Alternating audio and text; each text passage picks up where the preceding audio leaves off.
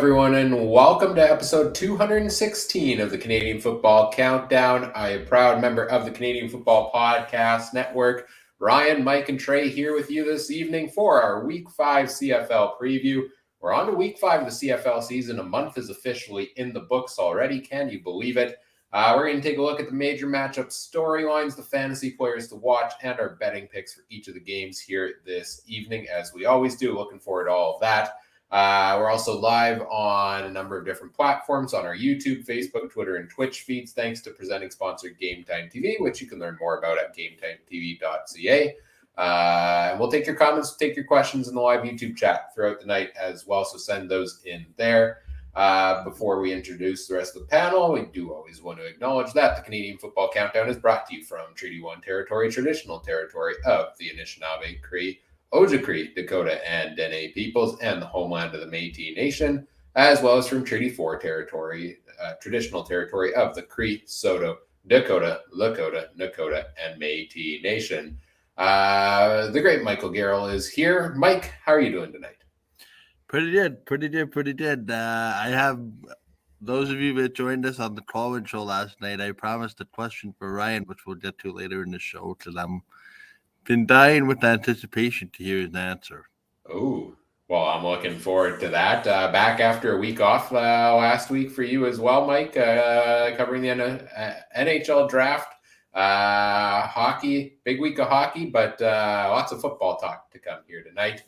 Yeah, for sure. Draft is wild. First draft in, I think this is 16 years, but didn't have a trade in the first round. Played something, but it's pretty much all football for me now for the next 2 months. Perfect. Well, we've got lots to talk about here this evening, and joining us to talk about it, as always, is the great Trey Colbeck. Trey, how are you doing? I'm all right, guys. Working hard, hardly working. I don't know, a little bit of both. Good. I'm glad. I don't talk about the Jets, but bye Wheeler. Yeah, he got scooped up quick. And I was like, holy, but good for him. New York suits him. Yeah, I don't think you're the only one of that opinion on his time with the Jets. Reasonably coming to an end here. Mike, you teased a little call-in show, and people might be wondering what that is. And that is a new bonus show we've got for you every week here on the Canadian Football Countdown. It's a live show we do in our Discord group called the Drive Home Call-In Show, which basically you join me hands-free, safe driving on my way home from work as I ramble about whatever CFL thoughts come to mind from the week before. We also take your comments and questions in the live chat. These guys help me moderate that as well. So you can catch the latest edition in the audio feeds for the podcast. No video available for that one, but on your favorite podcatcher, you can listen to it there, and join us next week. It's every Tuesday around 5 o'clock Eastern time, depends when the workday ends roughly. But if you want to join us live, join the CFC Discord community. There's a link in the episode description. It's free. We've got lots of bonus content there, lots of general CFL discussion going on there as well. So make sure you check that out if that's something that interests you there. Mike, the light behind you, we've got saying the light's a little bit blind. I know. I'm gonna go pitch it. Sounds good. We'll give Mike a moment to fix that up while he does so. Let's start, I guess, by talking about our first game of the week. 4 games back on the schedule this week after the 3 from this past weekend. And it starts off with the Edmonton Elks visiting the Saskatchewan Roughriders. As Mike's still fixing the light, I don't think it's quite ready to go. So we'll bring him back in a second here. And I guess, what are the big storylines for Edmonton, Saskatchewan? I'm sure Mike's going to walk us through a number of them here in a second once his light is good to go. But Trey, I guess we'll kick things off with the obvious topic, which is the quarterback carousel from the Edmonton Elks. Taylor Cornelius getting the start again this week. What do you make of that? What was the point? What was the point of starting this other guy for a week? It makes little sense to just go right back. I know it's something Jones has done a lot in the past, but maybe Mike can talk about it. Why do you think they're going back to Cornelius in Edmonton after just 1 week? It's the admission of an experiment gone bad, and on a short week, going with experience. Makes sense. It's as simple as that for me. Yeah, I can see logic in that. I still think, like I kind of mentioned yesterday on the Collins show, that Chris Jones is now just plug and play a quarterback until one of them takes off, and that's not going to work because none of them, I don't think, have the ability right now or have shown the ability to take off with a massive performance. So it's going to kind of be, they're waiting for magic to happen instead of trying to build the magic, and I think that's a mistake there. But we'll see. We'll see what Cornelius can do this week. Mike, in terms of this game, Edmonton and Saskatchewan, obviously the quarterback situation for Edmonton's a big one, but what other storylines you got for us? Yeah, I got it from a Saskatchewan standpoint. The injury bug hitting them despite the bye week. Not everybody healthy, including some bodies on the offensive line. And a storyline is, does the bye week give Trevor Harris enough time to be even more effective? And it has happened to be that during the bye week, the results somewhat went the Riders' way. More so because, believe it or not, they are still in this battle for a top spot in the West, obviously having played one fewer game. So how do they sort of avoid this proverbial trap game for the Riders' perspective, especially, being at home on a Thursday? Not to look too far ahead, but it is the start of a 2-game homestand for the Riders. They host Calgary a week from Saturday in their second game. So the big storyline for me is, can the Riders avoid that proverbial looking ahead? And this is also, I believe, the first instance where teams have seen each other more than once. What adjustments do both teams make in regards to from the first matchup, which Edmonton we all think should have won with a little bit of goal line execution. And it seems like both teams have kind of gone in opposite directions since then. So yeah, that's kind of my storyline for the Riders. Is it's a divisional game, kind of in the same sense too for Edmonton. Obviously, we've already touched on it. Divisional game for Edmonton, a chance to, well, I don't want to say have the divisional door slammed on them, but you can't lose divisional game after divisional game after divisional game. It'll just put that much more pressure on the Battle of Alberta, because if Edmonton loses this game, they will lose the season series because it is 3-game season series.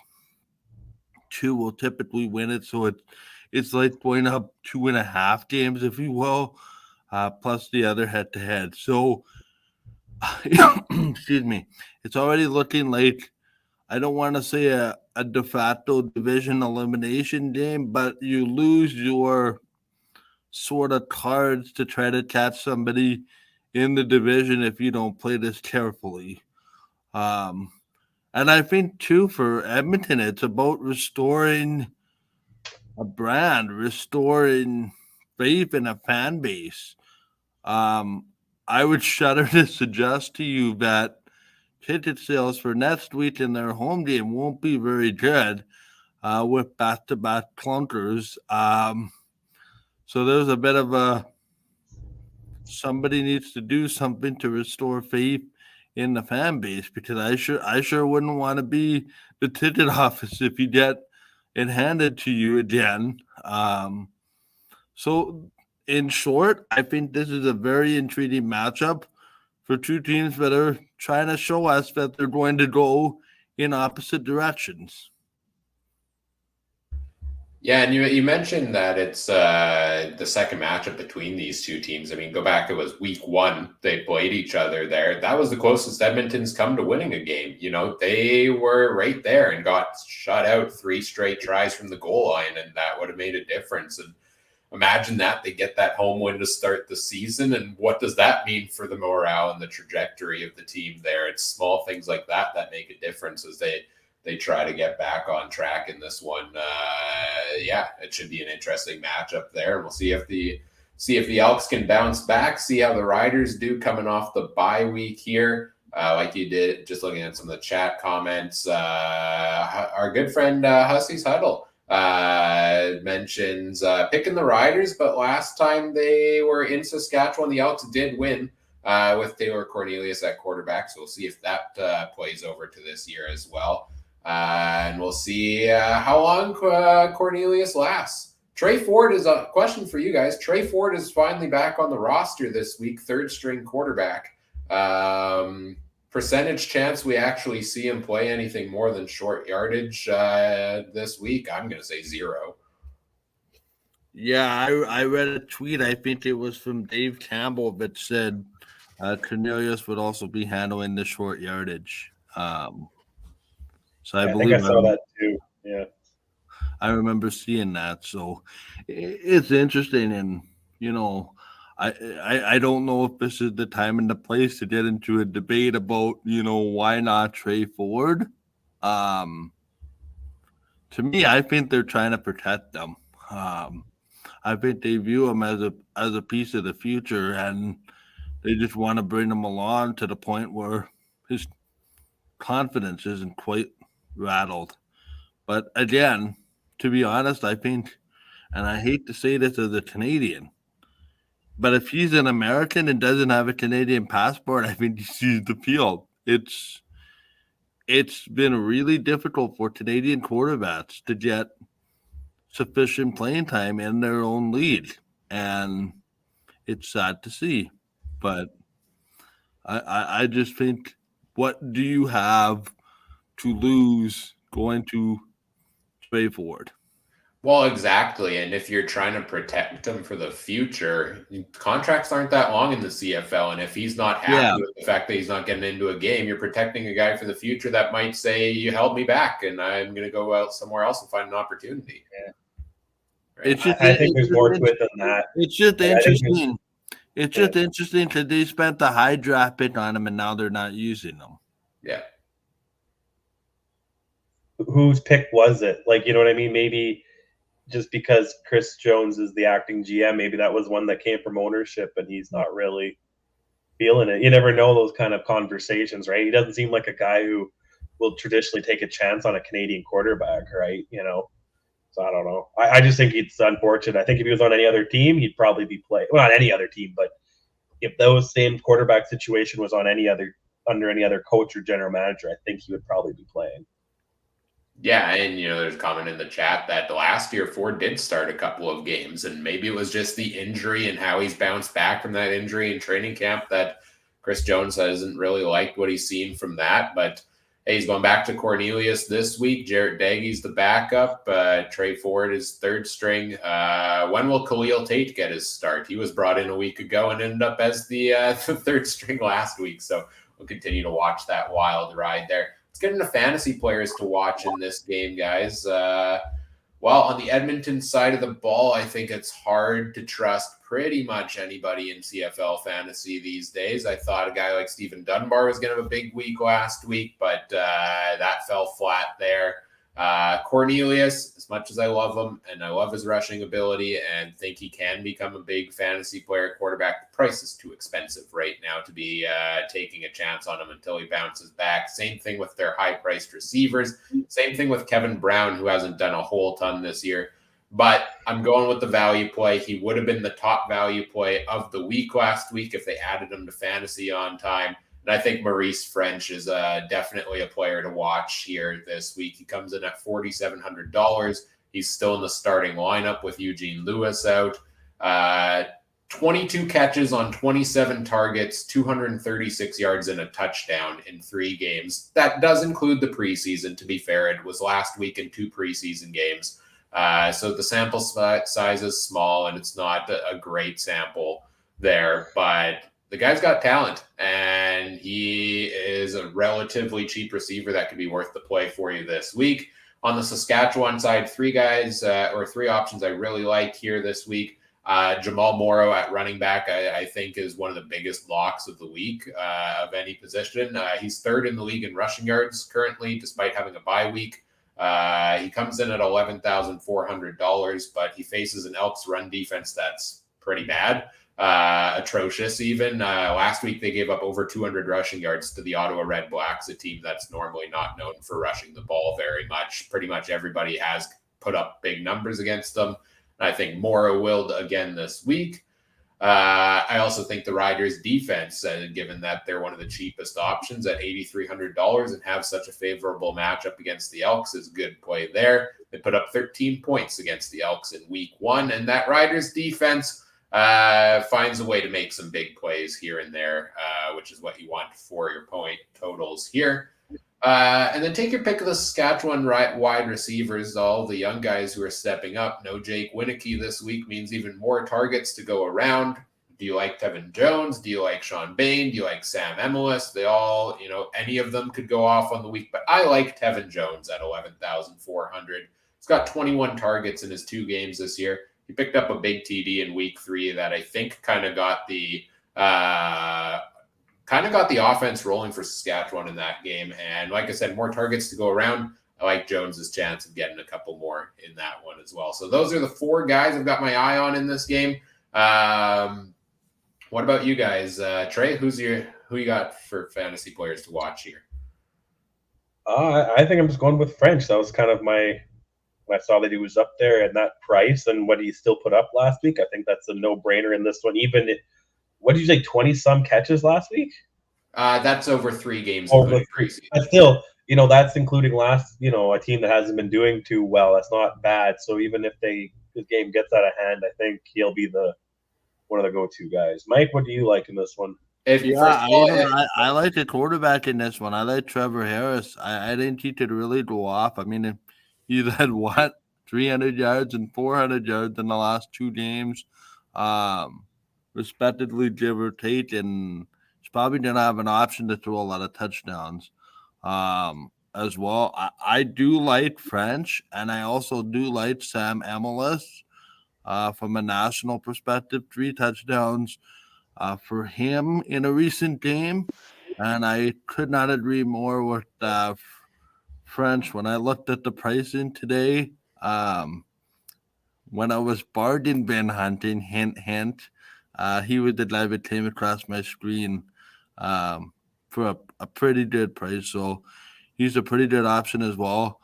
The only thing I would hesitate is there's been a couple of games where I myself have thought that games will be more lopsided than they are. So I'm hesitant to anoint this as a blowout and say, load up on Saskatchewan Roughriders and you would do yourself a pretty good favor. Cautious optimism for me, despite this being so lopsided, looking and appearing to be on the surface so lopsided. Yeah, Trey, if he ended up having 20 catches in 1 game last week, not only would I lock him into my lineup, I would find a way to hack the fantasy website so I could put him in there 5 times. But no, that was spread over 3 games.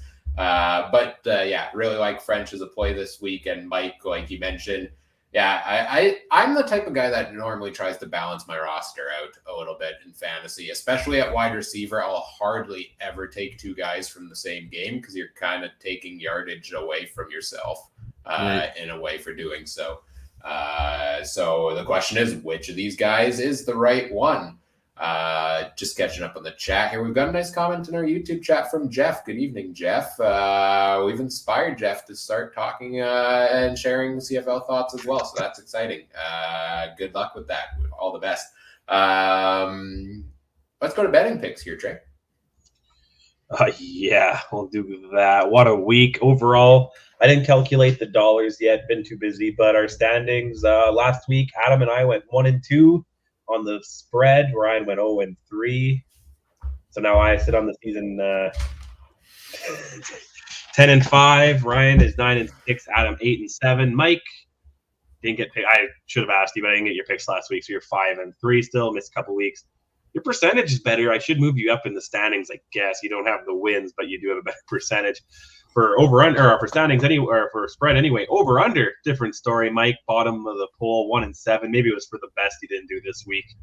Adam and Ryan both went 0-3, and they sit 5-8 overall, and I'm 8-7 with a 1-2 last weekend. So there we go. First game up, Edmonton +7, the road dog in Riderville. Oh my God.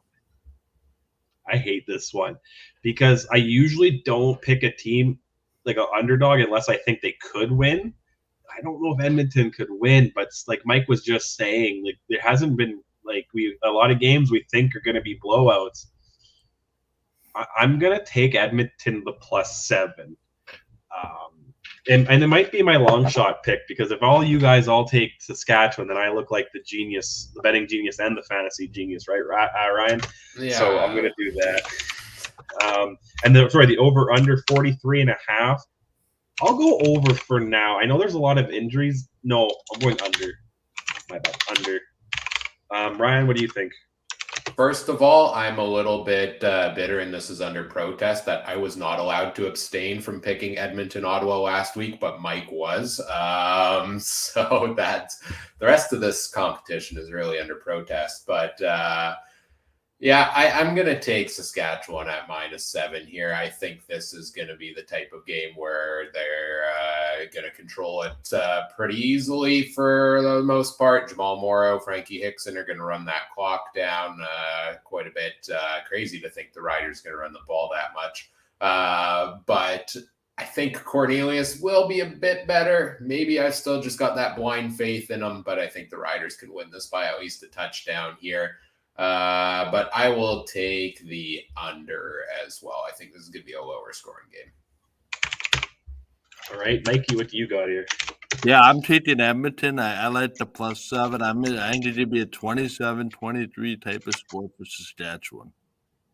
See, that's what I'm thinking too. It's going to be one where in the last 3 minutes, you're going to think Edmonton might do this, and then there'll be something stupid, a fumble or whatever, and Saskatchewan runs down the clock. Over under 43.5, Mike. I think he said he's taking the over. Oh, did you? Okay, I missed that. Yeah. If I'm doing your math right, Mike. Yeah, 23-20. That's fair. I don't do math, guys. You can't do that. That's not fair. You still have to tell me. I can't do that. I'm a Bachelor of Arts, guys. Come on. Actually, they have it. Yeah, it's just over. It's closer to 50. I was going to say I was 43 right on, but that's not right. Yeah, no, you want math, different podcast. I'm going over. They told me there was, yeah, that's the one sort of miss, I don't even know what the word is, the misunderstanding, if you will. They told me in media there would be no math involved. Well, there's plenty of math involved when it comes to hockey statistics, and apparently football podcasts also have math. So there's an excellent comment here in the chat that's asking, how does the betting guy not do math, Trey? You know, I know how dollars go down. I just don't know how to add them back up together, guys. Okay. You know what? I won $40 on the slot machines at Assiniboia Downs on Monday. I was happy. I put 20 in and I walked away with 60. That never happens. So, you know, that's math. All right, a couple of ant farms there for you. Let's move on to our next game here, the Friday night game, 8:30 Eastern time. Calgary coming to Winnipeg. Calgary off of the bye here. Mike, what do you got for storylines? Yeah, actually, it's the same for both teams. And it's a C word, but I'll start things off for me. Consistency. Winnipeg, not so good 2 weeks ago against BC. Pretty okay last week against Montreal. What team are they going to get? And Calgary, didn't look good against BC, but came back lost an overtime game prior to their bye against Saskatchewan. So which team, which team kind of for both sides starts to kind of show up? For Calgary, honestly, I'm looking for Jake Mayer to just settle down. Some of this interceptions that are happening, case in point, the overtime interception. I wonder if the game is moving too fast for him at points, and maybe the inexperience at wide receiver also hurts him a little bit. And that's another one of my storylines is Calgary offensive injuries. To me, I think the Calgary defense has been pretty okay. I just don't know what people expect with a starting running back and 3 wide receivers out. I don't know if you guys caught the story this week, but they brought a former friend back in Martin Michelle, so I'm pretty curious how that's going to work. And it was interesting. I can't remember where I heard this. It might have been the Stamps radio broadcast, and they were reeling out potential guys that had been there in the past that could help this receiving core out. The Eric Rogers type. Those were the type of names that were bantered about, not specifically Eric Rogers, but Martin Michelle fits the bill for sure. I don't even know what he's been up to lately, to be honest. That kind of raised an eyebrow to me, but he was coming back. He went. I know he went to the Philadelphia Eagles for a little while. I think maybe bounced around a couple NFL opportunities, but I don't know if he really got into much game time there. And then the other thing is Calgary needs some production from their young receivers. Luther, I don't even want to try his last name, has had a Hakunavanu. Huh? Hakunavanu. Okay, that'll be good for me. Has been rather quiet.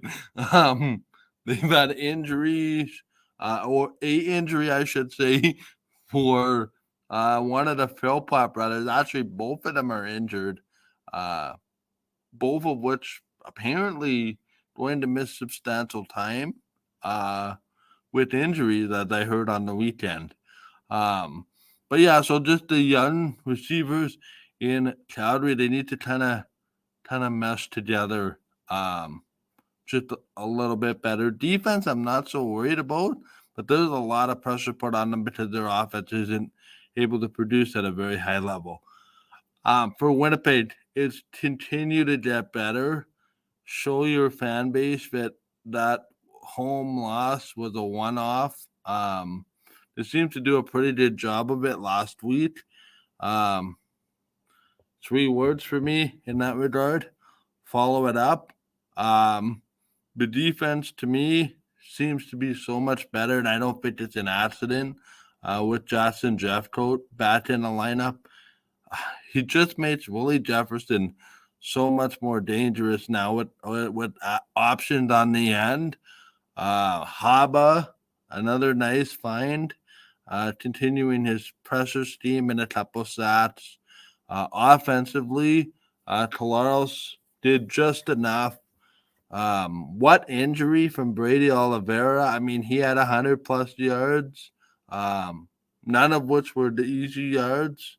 Haven't heard much in the way of injuries coming out of the Winnipeg camp because they just got back to practice yesterday from their short week.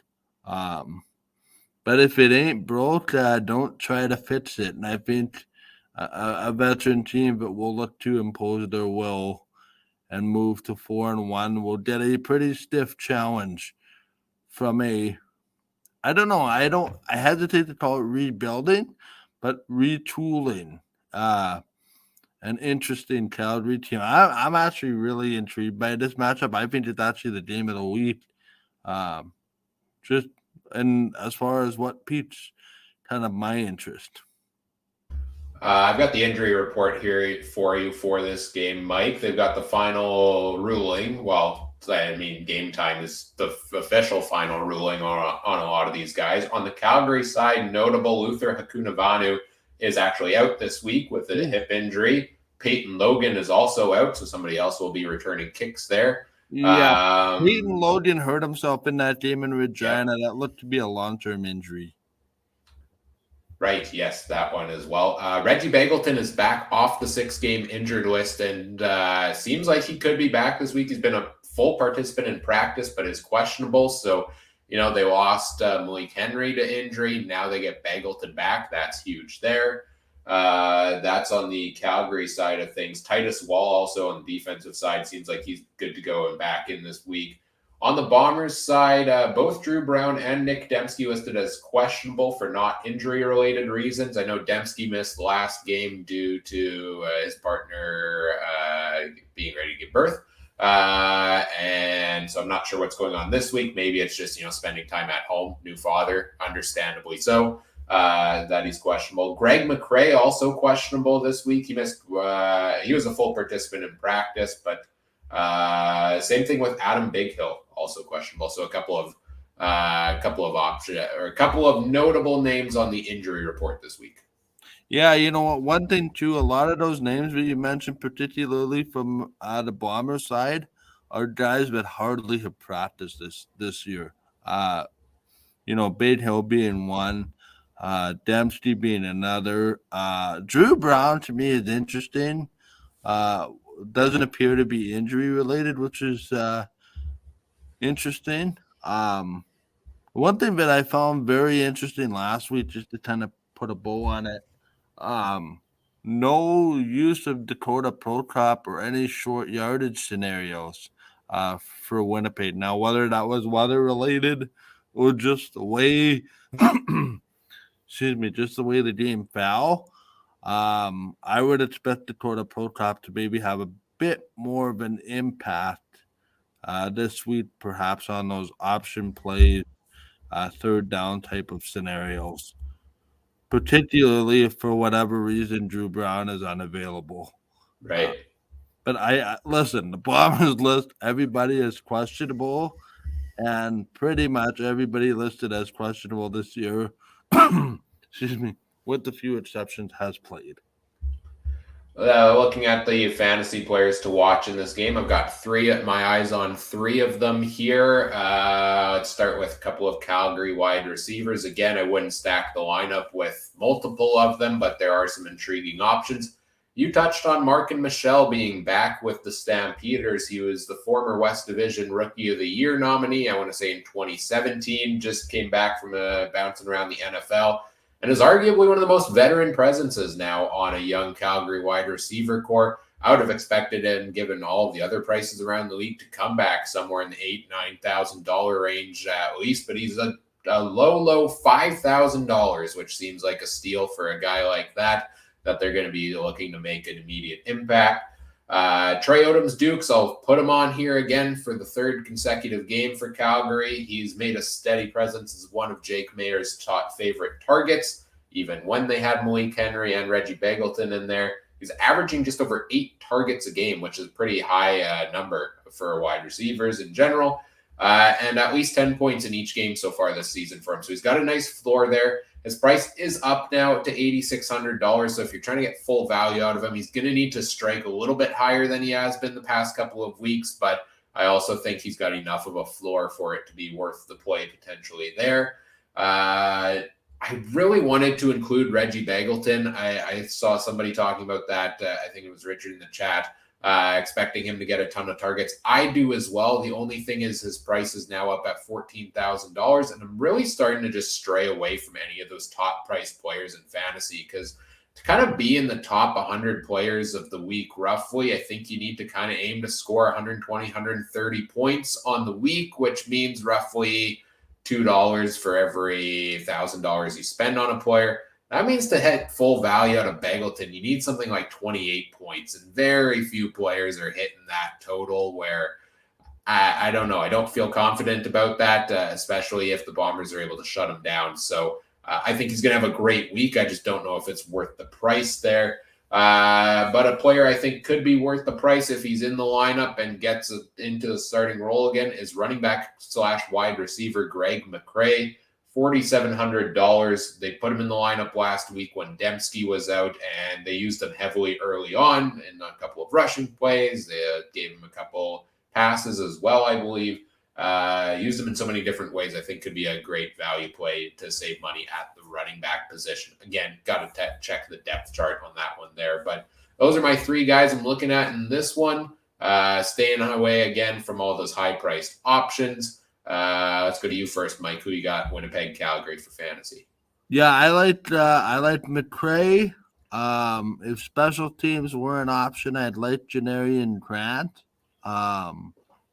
If he plays, I actually like Nick Dembski. I know he's a little bit up there in price, but something about a new parent bump that we see every now and then.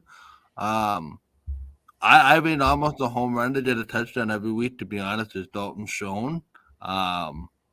He was my captain last week and got me almost 40 points, which I'm very happy about. Keeping in mind that the points are double for your captain. So he's certainly an option again. I know in our fantasy league as a podcast group, I always like Brady Oliveira because he seems to get that 100 yards. Not necessarily easy all the time, but no, he finds a way to get to 100.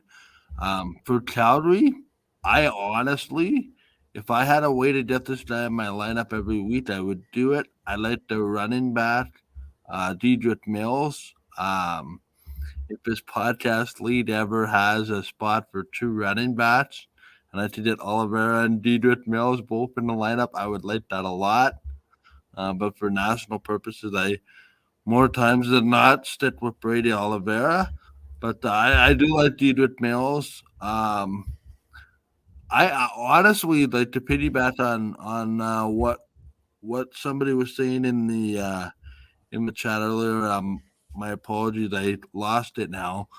But Reggie Badelton could be an option with a younger ish receiving core. He could get a lot of touches and comfort with his quarterback, Jake Mayer. For me personally, I'm staying away from Jake Mayer this week. Just for the inconsistency purposes. Interceptions can prove to be very costly.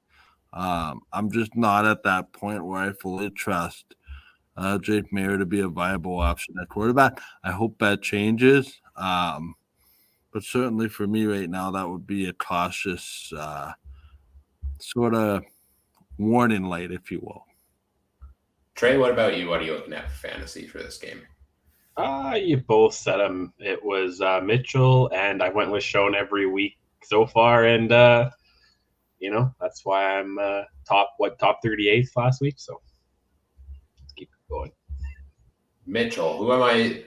Oh, Mark and Michelle. There we go. Michelle. Sorry, yeah. Michelle. My bad. I'm like, Bo Levi's not in Calgary anymore. No, Michelle. Yeah, I knew that. There's a question in the chat. How many players actually have scored more than 30 points in a single week thus far this season? You know I've got all those fantasy stats for you, and the number is 4. Dominic Rhymes in week number 1, and Sam Emlis, Trevor Harrison, Chad Kelly in week number 2 are the 4 players who have scored more than 30 points. And, this whole captain thing does throw a wrinkle into it. Like, these top-priced guys like a Bagelton or a Schoen where I'm saying, they're not going to be worth the value. I don't want to pick them. If you believe a guy is going to put up a big total, like the captain feature, once you double the point total, definitely delivers you on that value. So that's where it throws a wrinkle of, if you believe this guy's going to be the highest scoring player of the week, even if his price doesn't justify it, getting that double point total could be worth it there on those guys as well. Let's go over to the betting picks for this one, Trick. Yeah, the Stampeders roll in to IG Field. I think there's a mechanical bull I thought I heard Derek Taylor talk about on the radio program, but I don't know, maybe he was just making stuff up. But I thought I heard that because I was listening to the radio because I barely watched last week's game, but because I had another C word in my mind for this Winnipeg defense, and I can't say on air. I'm not what did Mike say? Consistency? Yeah, I had another C word. It's not cheese either, but +8, -8. I'm gonna go with the Stamps. I'm not sold on this Winnipeg team. They might win it, but +8 division game. You never know. So I'm going to go with Cal. This is probably going to be one that I'll admit I might change in a couple days if when I get closer and the home game vibes get going a little bit. But I just don't see it happening. And the over under of 46.5. I will take the over with that. I think it could be a high scoring game, kind of in and around what Mike said for the last game. Let's go with you, Mike, first here. Winnipeg -8, right? Yeah, for me, I like Calgary +8. I think Winnipeg wins this one, but it's by a field goal or 4 points. You might as well just hit stop, and you might just hit my reasoning from the other team and play it right here, because I think it applies right here. I also have some questions about the Bomber defense, which is why I am not quite. The 8 to me is really, really generous. But I'm going to go over 46.5. This could be a potential 35, 27, 35, 28, something like that. Because you're either going to get that, or you're going to get these teams that struggle to get to 20. And I think we're going to get the higher end of scoring in this one. Ryan, what do you got? Yeah, I'm taking Calgary +8 as well, and I will take the over also. 3 games played between these two teams last season: 26-19 Winnipeg in Week 6, 35-28 Winnipeg in Week 8, and 31-29 Winnipeg in Week 12. So again, I think I'm also in that same camp of I'll probably pick the Bombers to win, but these two teams the past couple of years have had so many close games of 1 score or less. And there were some high-scoring totals in there also, and I think both teams can put up some points. So I will take both of what I said, the Calgary and the over. I wonder if Adam, for back-to-back weeks, being the Roughrider fan, will be the only one to take Winnipeg again. We got 3. But anyway, Mike, you and I are starting to agree too much lately. Something's wrong. I don't know. Is it full moons or I don't know. Yeah, what's the opposite of a team building activity that I need to send you guys on to get you back on your regular track? I don't know. Cage match. There we go. That's the only option. Time heals all wounds.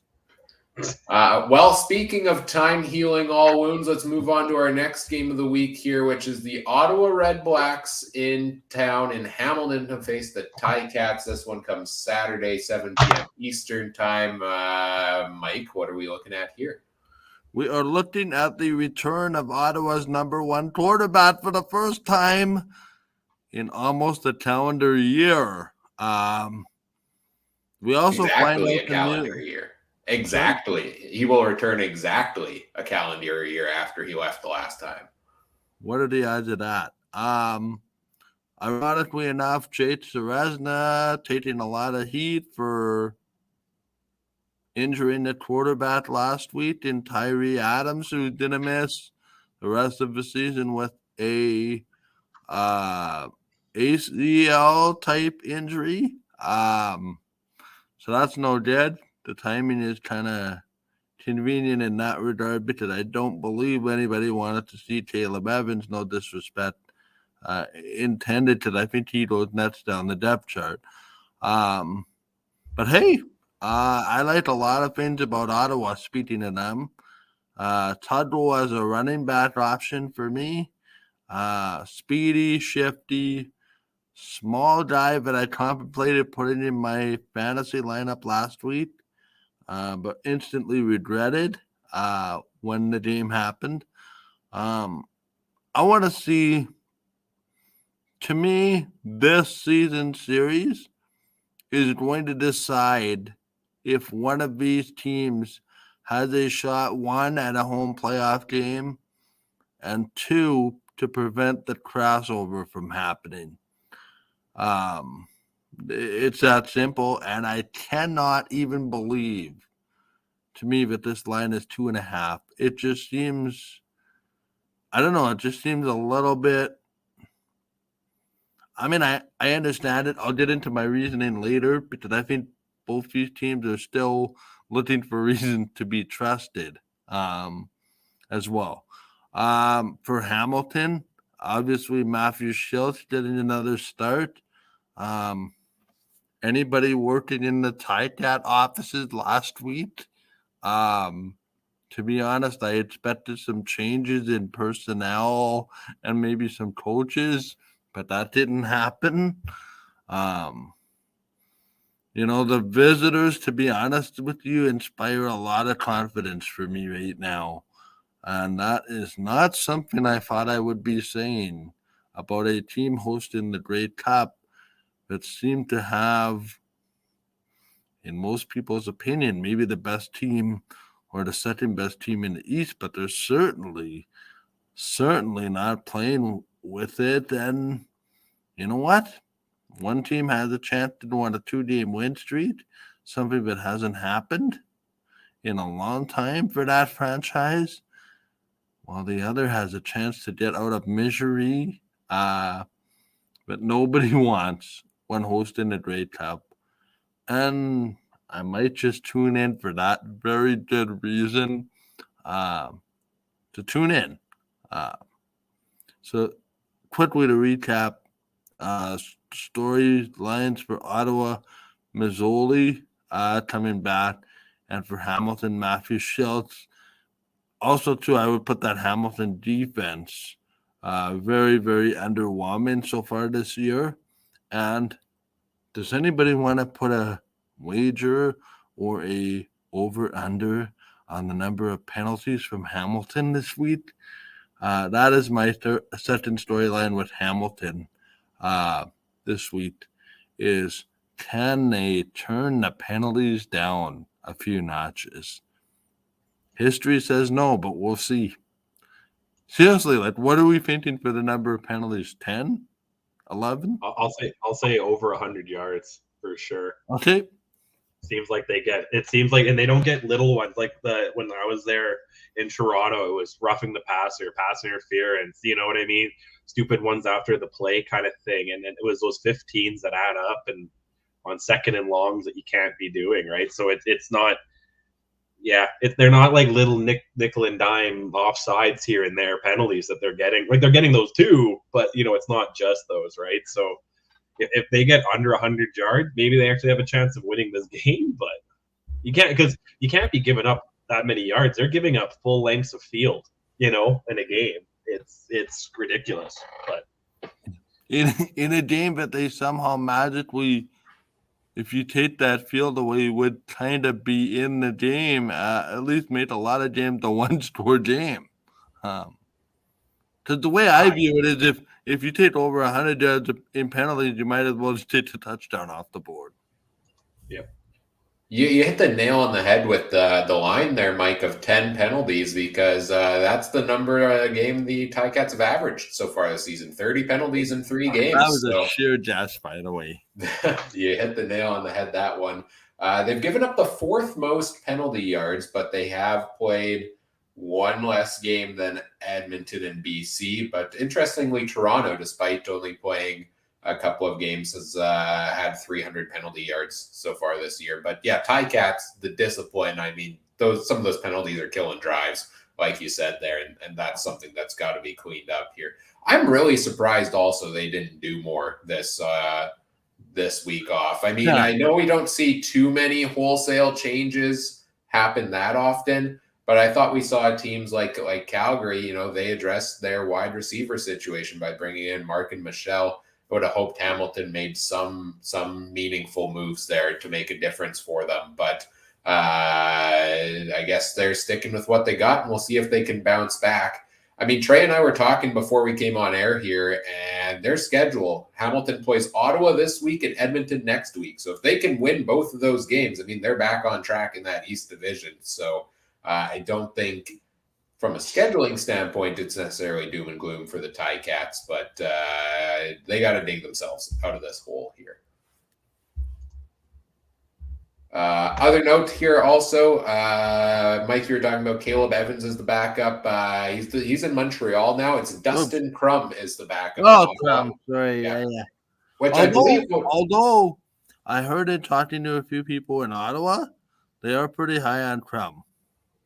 Yeah, and I believe Crum was also one of Brandon's players to watch from College Fantasy in our bonus episode preseason. So, hey, Brandon, he's getting one step closer to getting in that lineup there. Interesting that giant nerd. Every time you guys say this guy's name, I think of Harry Potter. So that's how you know who I'm thinking about. I think that's one movie reference I actually understand. There we go, right? Only more recently, but I have seen them all. Gary and Snitch Finder guy. Let's go. I like it. Anyway, that's my back title. Fantasy. Let's go. Yeah, on to fantasy here. Well, I've got a couple of guys on the Redblacks I'm looking at. Nobody on the Ticats that I'm calling for in fantasy this week. Same thing, Duke Williams has looked good so far, but price-wise, I don't think he hits that value. The Redblacks defense is also pretty good. It's pretty underrated this season. I know they delivered a big total for you last week, Trey, so I think they're a bit of an underrated team there. But the three guys I'm looking at, you know what? It's a big risk. He hasn't played in a year, but he's got the single most obvious best matchup of the week, and that is Jeremiah Mazzoli at $13,000. Guys, through 3 games, opposing quarterbacks have averaged 27.5 points against the Ticats. We just talked about there's only been 4 performances this year over 30, and to have quarterbacks average just below that basically means they've been putting up top numbers of the week. So along with that, I think Mazzoli's going to be out to prove he can bounce back from this injury and get back on track there as well. He's a quarterback that can be more mobile at times also. We'll see how the injury obviously plays into that. But you know what? I think there's value plays elsewhere. I'm tempted to bank on Mazzoli just on the matchup alone here. And sticking with that matchup as well, DeMontre Tuggle at $6,200 at running back is a huge bargain for a starting running back. Got a heavy workload against the Elks. Poor run defense last week with 17 carries over 100 yards. He's been one of the top value plays the past couple of weeks when he's been in. And I would expect him to get a heavy dose again against the Ticats here. This one's a little bit more off the board, and I think he ends up on the list for the first time this season for me, and that is Jalen Acklin at $9,000. He has had a terrible start to the year for what we expect from him. He's got no more than 2 catches in a game this season so far. This is a guy that put up over 1,000 yards last season, if I'm remembering correctly. There's no way this trend continues in my mind over the course of the season. With Mazzoli back in, the passing yards, the receiving yards should go up around the team in general. The passing game should be better.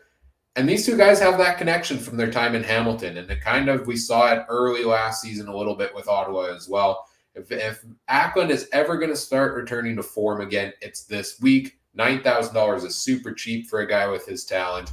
Bank on it. That's it's one of my stretch plays of the week. I like to go with the guys who have shown me stuff lately, but this is one of those where I think we could finally see his 2023 breakout here.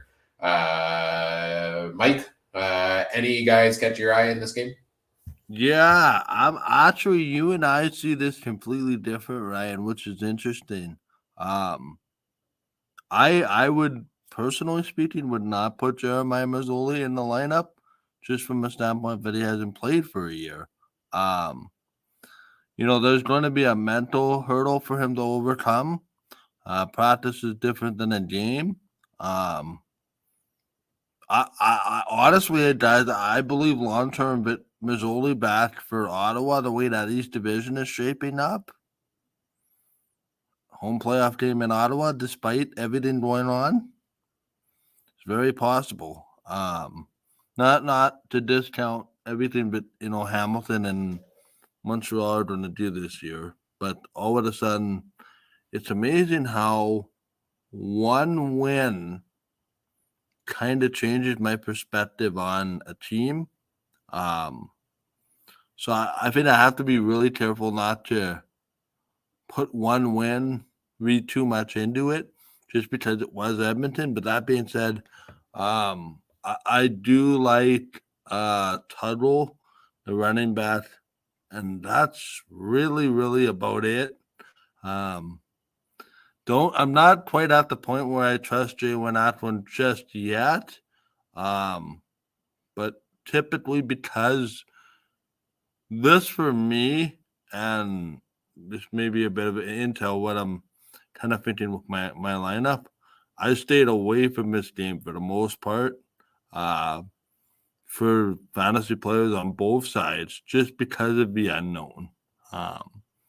And I'm at a point where I feel personally that I need a little bit more sure bets. And I can't say outside of Tuttle that there'll be too many people that will be sure on performance, and even Tuttle to an extent, right? It's Edmonton.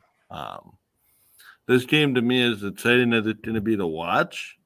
I think it's going to be a tread with caution for me anyway, fantasy-wise.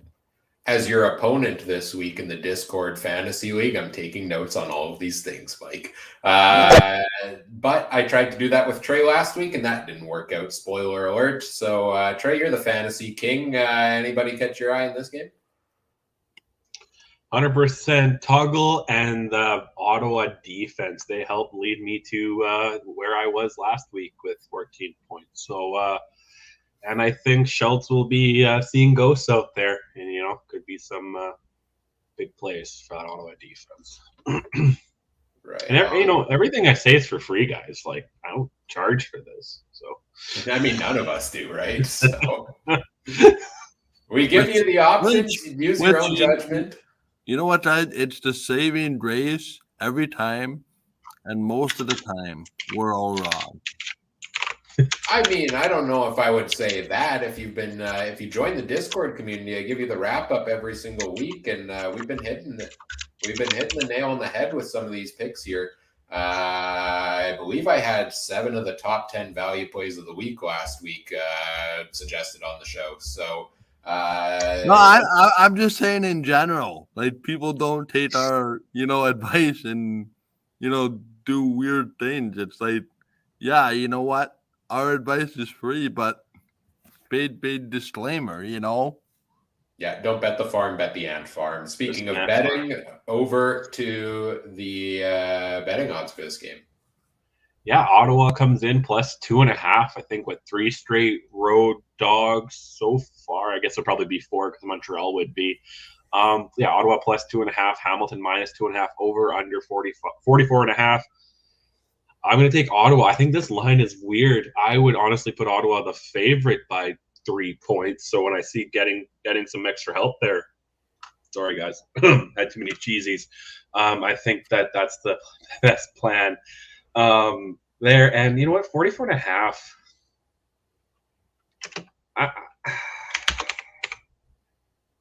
For what, like a 30-15 game? Do we see that? Yeah, I see that. I'm going to go over with that one as well. Ryan, what do you got?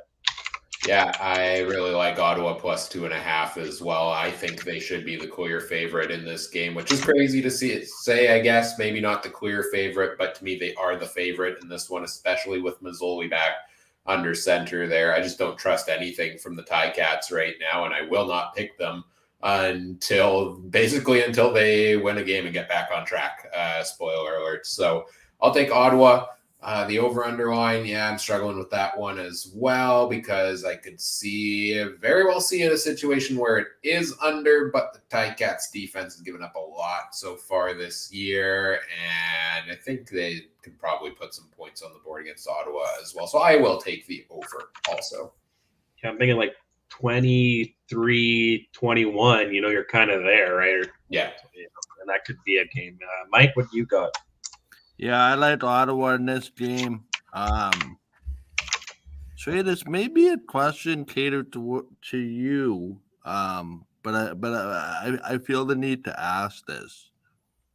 In your experience, is the home team given 2.5 for the sake of being at home? It's 3. So They get 3 to be home. So this is really Neutral site. It's pretty much a pick 'em or minus half Ottawa. See, and I don't know how much they actually lean into that anymore because we've seen where does we've had this argument on this show about home field mattering, right? So they don't always lean into it as much, but it's traditionally 3. So yeah, this was Grey Cup somewhere. Not on Hamilton. Grey Cup in BC would be minus half Ottawa, I guess. Yeah, see, like to that 3, Hamilton not even being favored by 3 at home. A 1-win team, a 2-win team, 1-win team. Yeah, this line is it's really confusing to me. Nonetheless, blowout of the week here goes to Ottawa, and I think they win this one by 2 touchdowns. And I'm going to go over 44.5. Yeah.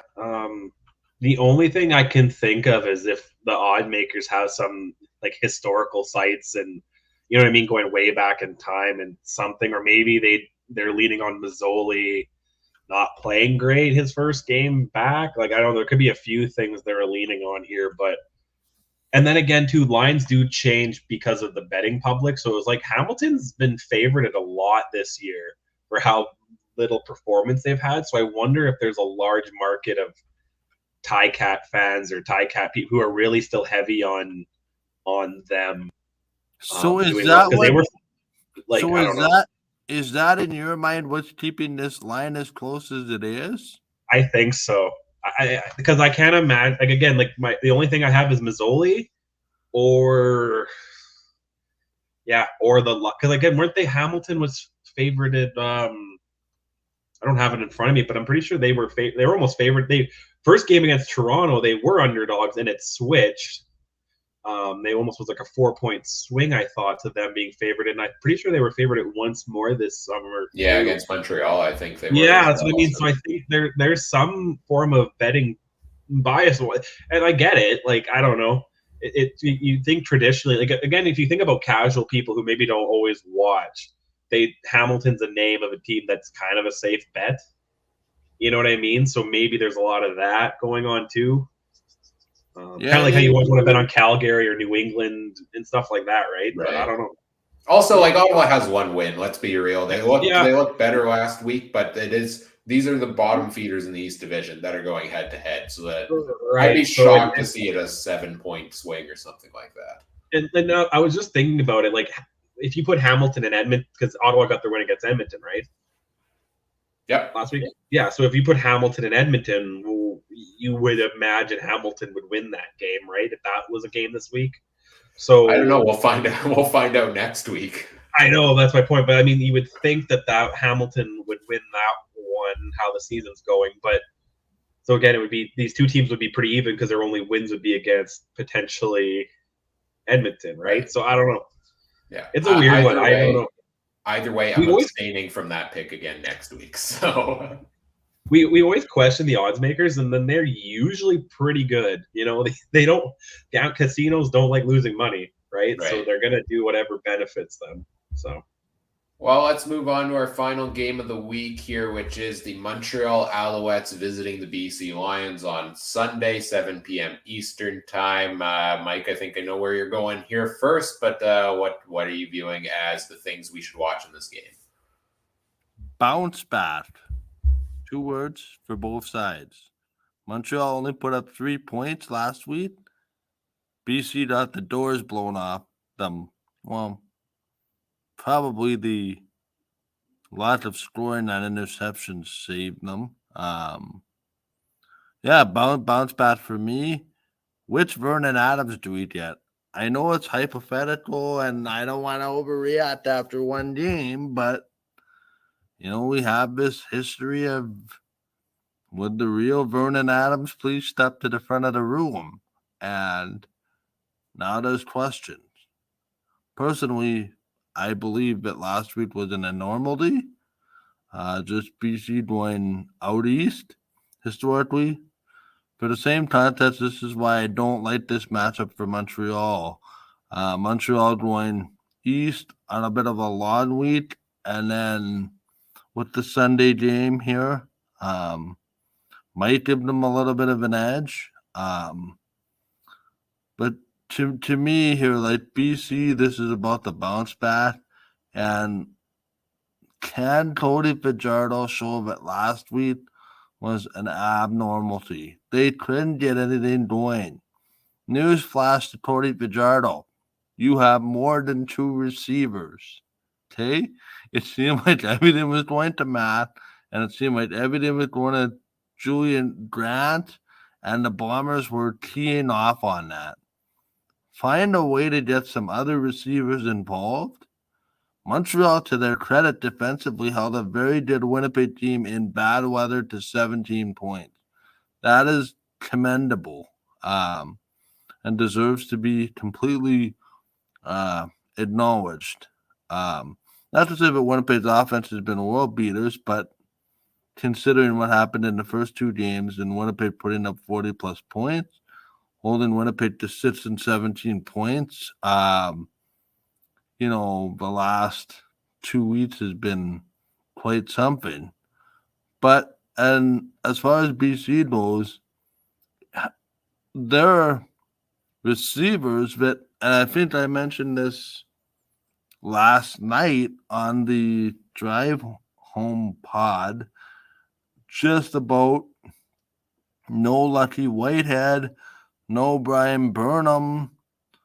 There doesn't seem to be a real drop-off. I mean, you didn't see that one catch that Hatcher made? Literally the ball bouncing off a guy's chest and literally back into Hatcher's hand. There doesn't seem to be a lot of a drop-off for BC. And that's just kind of my one key on both sides. Who's going to bounce back? And I'm beginning to agree with that line, but more on that later. Yeah, those are some great storylines in this game here. Any of those in particular intrigue you the most here, Trey? No, I agree with the bounce back, and we'll talk about with fantasy and betting too when we get to that. So I think that was a one-off game. Like, I think you have to think about it too. BC, yes, BC badly beat Winnipeg, but then you have a back-to-back of probably the two other best teams in the league. You have to play back-to-back. So going into Toronto, not that shocking, right? That you have 2 road games. That maybe there'll be some layoff. And he just seemed like he was seeing ghosts out there, Vernon Adams, and couldn't imagine. I think Mike made the point of it right on the Ryan's little side gig show there that he didn't look happy about it. You know what I mean? You've seen quarterbacks where they just go, it's an interception. And that's not a bad attitude to have too, but you also want to have the guy who, you don't want him breaking down, but I think if he has a good time looking at film, and this would be a good team to do it against. Yeah, and it's against his former team, right? That's the big thing here too. I think that there's a little bit of that. He seems like a guy with I don't want to say ego, but he's proud. He's a proud guy. You have to have some ego to be a professional athlete, right? Like, so I think to some degree, so he wants to go out there and show his former team that they went with the wrong guy. Because again, right now, would you take VA? I would take VA over Fajardo. Maybe they took Harris over VA, but how they're playing now, right? So it's interesting because to get VA into the lead, remember Montreal spent the first round pick to get him out of Oregon in the supplemental draft. Well, and he bounced around for a while, right? Didn't he first go to Montreal and then come back there later on? Because he was with Hamilton. He's bounced around, but it was a first round pick from the team that he's playing this week that got him in the lead. And then he was traded last season over to BC, and he's been thriving for the most part there. But yeah, 6 interception games, you don't see that too often. There's no way he throws 2 games in a row. No. And guys, I think we need to really give some credit to Jordan Metsimit, the offensive coordinator. Doesn't seem to matter who the quarterback is there. Offense is purring like a finely oiled machine. The guy threw for almost 400 yards despite throwing for 6 interceptions. Something about that mentality of, I'm going to get up off the mat after throwing an interception. And this could be an air show at the Dome in BC on Sunday night. Montreal's quarterback has found a way to throw some darts this year. We'll see if he gets more than 2 receivers involved, like I said. But I fully believe that was a one-off for VA, and he'll be much better this week. Or the questions will start. Well, let's get into our fantasy players to watch in this game, and we'll start right there. We'll start with Vernon Adams Jr. I'm throwing him on the list. He's dropped in price a little bit now to $12,500. Look, 6 interceptions last week. He was still the second highest scoring fantasy quarterback on the week, just behind Chad Kelly. There's no way he's throwing that many again. He's averaged 19.1 points a game this year, which is a really solid total. And I think he'll be looking to prove he can overcome that last game. He's going to looking to prove Montreal wrong for trading him away and not giving him the chance to continue as the starter there. The matchup's a little bit tough because Montreal's actually got a pretty solid, underrated defense. They're averaging 16 points against only through 3 games there for them.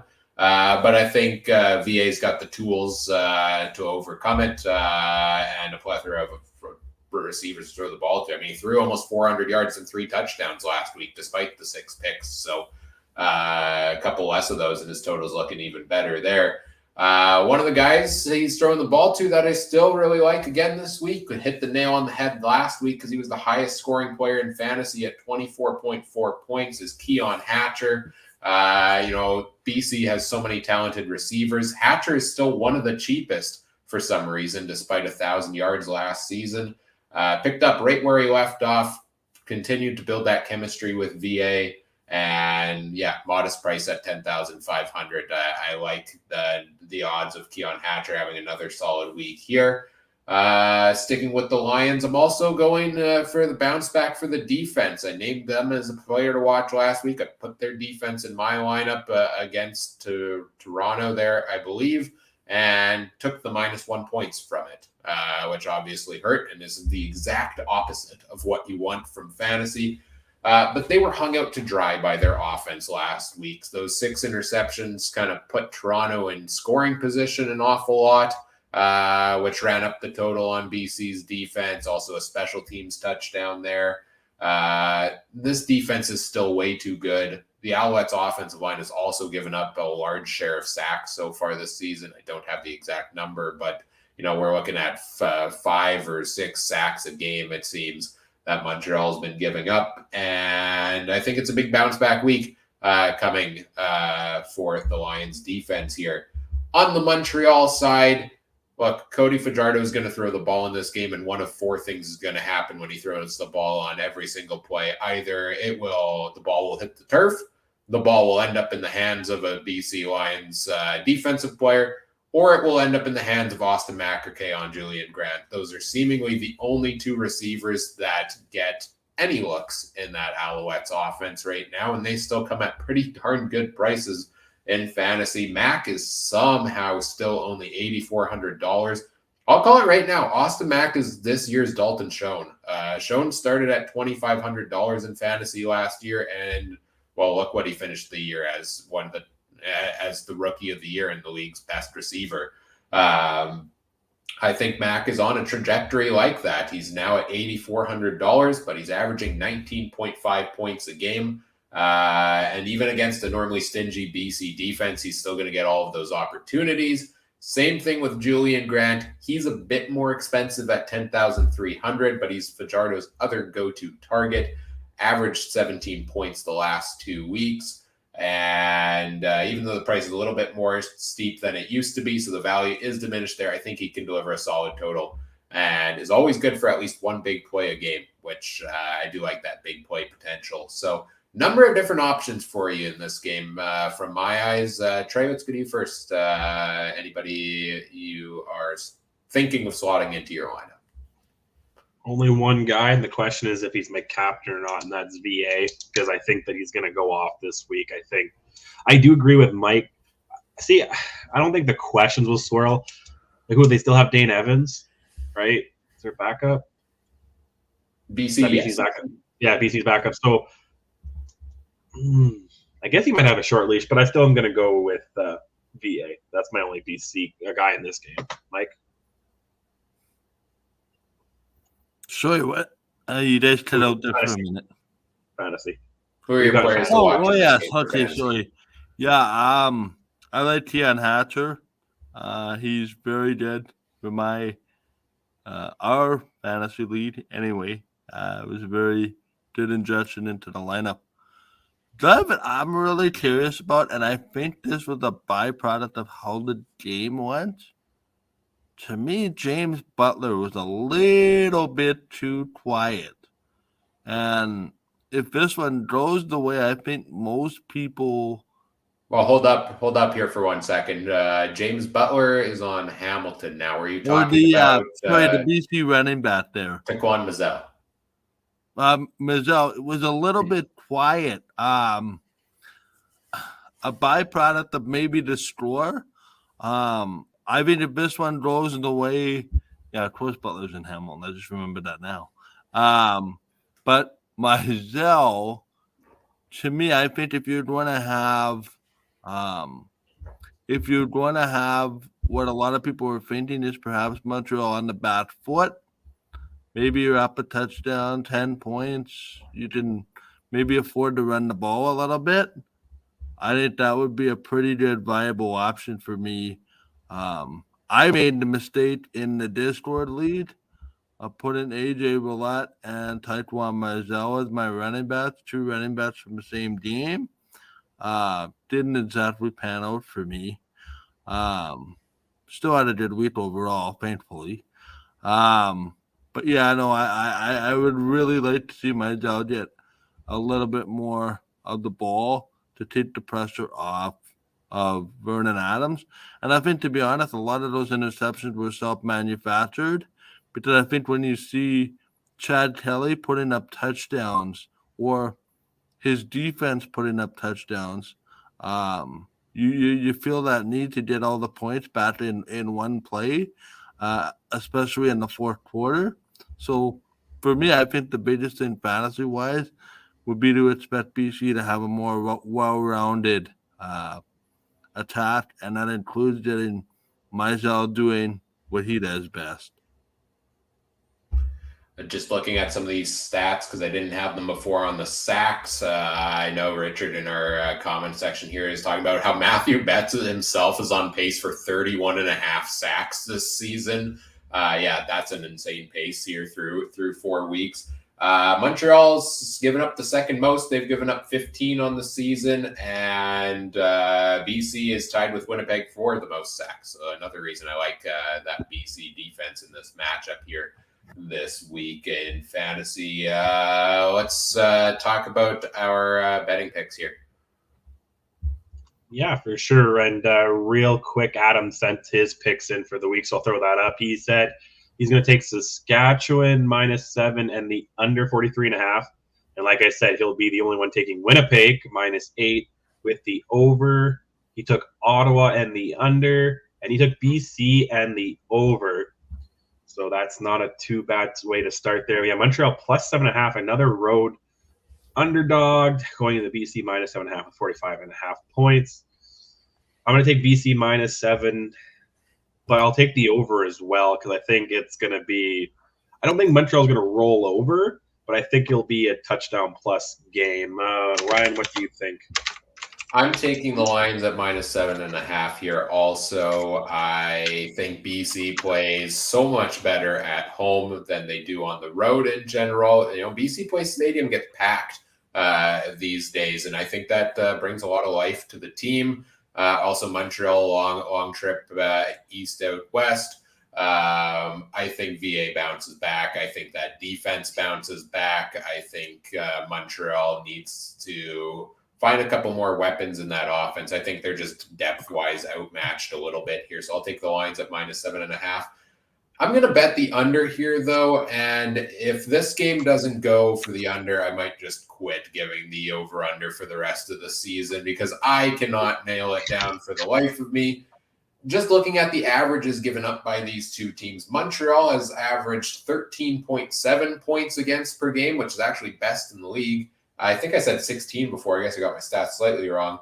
And BC's average 16.5. Put them together, you're looking at a score on average of 29 points or 30 points in this game between these two teams. So given that I think that defense is getting back on track, I can't see this being over 45.5. I got to take the under. Okay, Mike? Yeah, I'm going to go over 45.5. I think BC's going to put up a lot of points in this one. I'm thinking the 30 to 20 range for a score. And I'm obviously liking BC -7.5.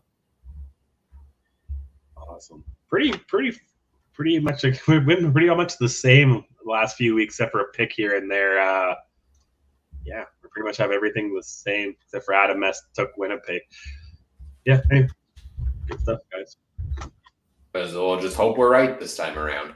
Unlike I don't want any more 0-3 weeks from anybody. That's not good. Yeah, no. We'll throw that one out. That one didn't happen, right? At least we're like 0-3 or 0-4, and then that High School Musical song comes to mind.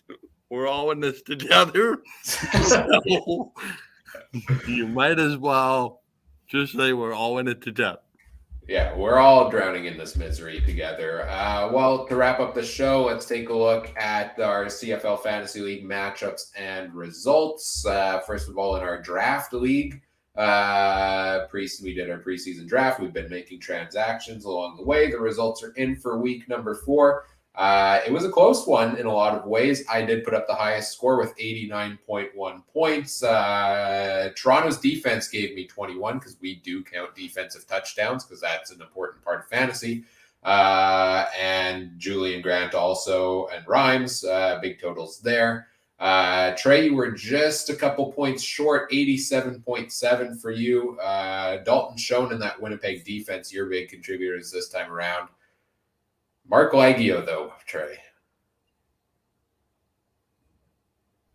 I don't want to talk about it. I swear I changed it. Like, I don't know. Maybe I did it the wrong week. I don't know. I swear I made sure it was the new guy. Because I knew he was on bye, but whatever, you know. If ifs and buts were candies and nuts, right? You know? In the chaos of this past week, Trey dropping Rene Paradis, one of the best kickers in CFL history, so that he could get a kicker not on a bye, and then doesn't even end up playing him. And then Adam picks up Rene Paradis. So he has a kicker for this upcoming week, perhaps, that he'll go with there. And I think he could use him, to be honest, because 50.1 points on the week for Adam. A rough week for him. A couple of those Edmonton, Ottawa receivers having tough games, and that BC defense, that needs a bounce back. But Mike, you fell just a couple points shy of Trey for third place this week at 81.9.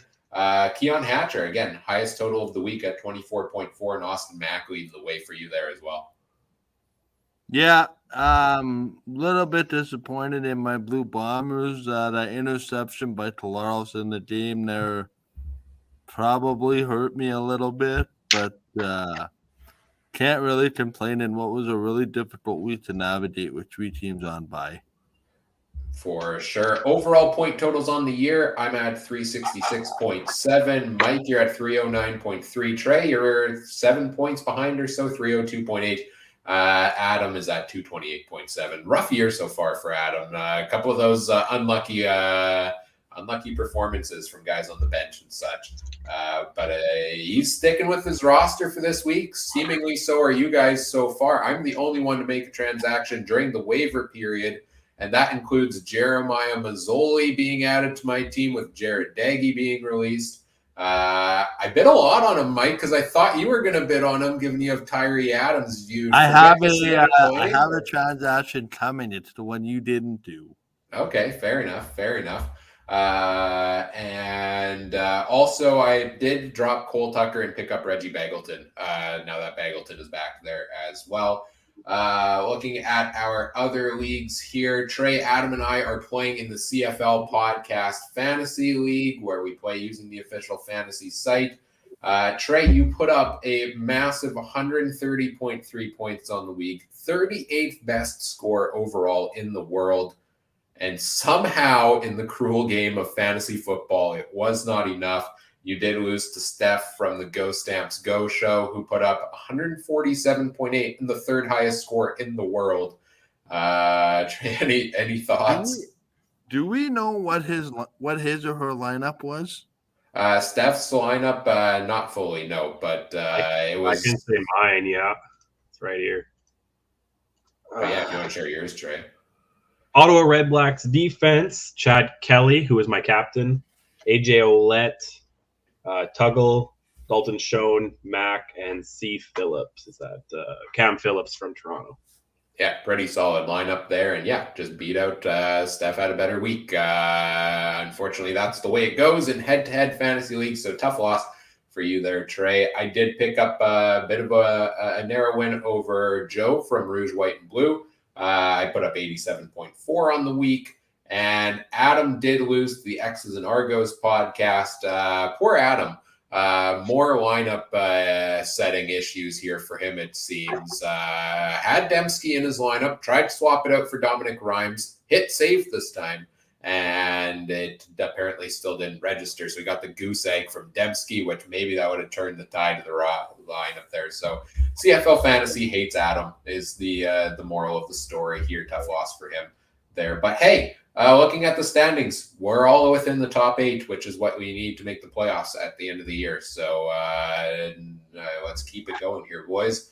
Looking over at the Discord head-to-head league, we play against members of our Discord community. There's 12 of us in this league. It was a head-to-head matchup between you and me, Trey. And while you did not win the podcast league, I do gotta go and hand it to you. Congratulations on your victory over myself this week and putting up the highest score in that league. I appreciate it. You are the fantasy king for at least one week here. Second week of the season also where you put up a big total at the highest in the league, I believe. Mike, you won your matchup over Josh M from the Discord group. Congratulations to you. 111.4 points for you. Nice job there. The expansion team is hopefully gaining steam. There we go. Well, I'm going to put a stop to that this week. Adam did lose to Discord user sandwiches by 20 or so points there, or 15, something like that. I don't want to do math. Remember, we don't do math on this podcast. This week's matchup, Trey, you play Discord user sandwiches. Adam plays our good pal Brandon from CFF University, at CFF University, friend of the show. And I play against Mike. So good luck to you, Mike. You're going to need it this week. I'm not worried. Ooh, beat him, Mike. Beat him. I'm not worried. Bring it. As for myself, or as for, by the way, the podcast league this week as well, our matchups in that one. I'm playing Steph from Go Stamps Go, so I'll try to avenge your loss there, Trey. You are facing Safamod from the Piffles podcast. Adam is facing Zach from Bonfire Sports. So make sure you check out all those other great CFL podcasts as well. Lots of great podcasts with great content here this season and every season. I think we're getting into wrapping things up here on the show, so let's do that now and take a look at what is coming up next, which is us being here same time, same place with our Week 6 preview next week on Wednesday night. We'll do all the same fun things we did today. Also, if, again, we've got the new bonus show over in the Discord community that is the... let me flip it over here. There we go. You can join the Discord community and catch shows such as the Drive Home Call-In Show every Tuesday around 5 p.m. Eastern Time, or in the audio feed the next day as well. But you can join in live there for that. Live game chats. I post CFL fantasy roundup of results and additional content every week throughout there as well. Trey posts some betting picks, and I know others have been throwing up prop bets there as well. So there's something for everyone in the CFC Discord community. Link is in the episode description if you would like to join for free there. And there is no rate limit on the number of messages you can view there, unlike Twitter may or may not be installing. So join us there to join in the conversation. If you do want to follow us on social media, and we're lucky enough to have our tweets end up in your limited rate of however many you're able to see when Elon decides how many it is and changes it every day. You can find us on Twitter at CF Countdown Pod, on Facebook.com/CF Countdown Pod there as well. I am on Twitter at CooperTrooper42 if you would like to follow me and see anything I'm talking about there. Mike, where can people find you? People can find me Game Time Stuff, GameTimeTV.ca, Facebook.com/GameTimeTVMB, and on Twitter at MikeYo. Perfect. Trey, what about you? You can find me at Trey Harnesslink on Twitter. Don't add me on Facebook. I won't accept it because I'll probably think you're a bot. But if you want to talk on Discord, I'll probably throw some UFC picks. Last time there was an event, I went 4-1 on the main card, which is pretty good. So I'll keep that going on Saturday. There'll be a lot of betting on Saturday with football, UFC, horse racing. So a couple of ant farms will be gone missing for sure. And don't forget to follow Adam Stewart 1 at Twitter. And his YouTube channel, A Farmer in Saskatchewan. He's always got some great stuff going on. Yes, for sure. Adam can make it tonight because what did he have, a slow pitch game or something like that? Yeah. Fastball. Adam getting called up from the bench here last minute. And you know what? Our loss is their game. But he'll be back in the coming weeks as always. I think that's pretty much it. Check out at CF Pod Network on Twitter for all of the other shows from around the Canadian Football Podcast Network. Whatever platform you're listening on, we always appreciate if you do the fun things such as like, comment, subscribe, rate, review, share the show with your friends. Help us grow the show. We appreciate that. Thanks to everybody who joined us in the live show here this evening. Lots of great comments in the chat as well. And on behalf of our panel here this evening, Mike and Trey, I'm Ryan saying thank you for listening. Take care. Have a good one. Bye.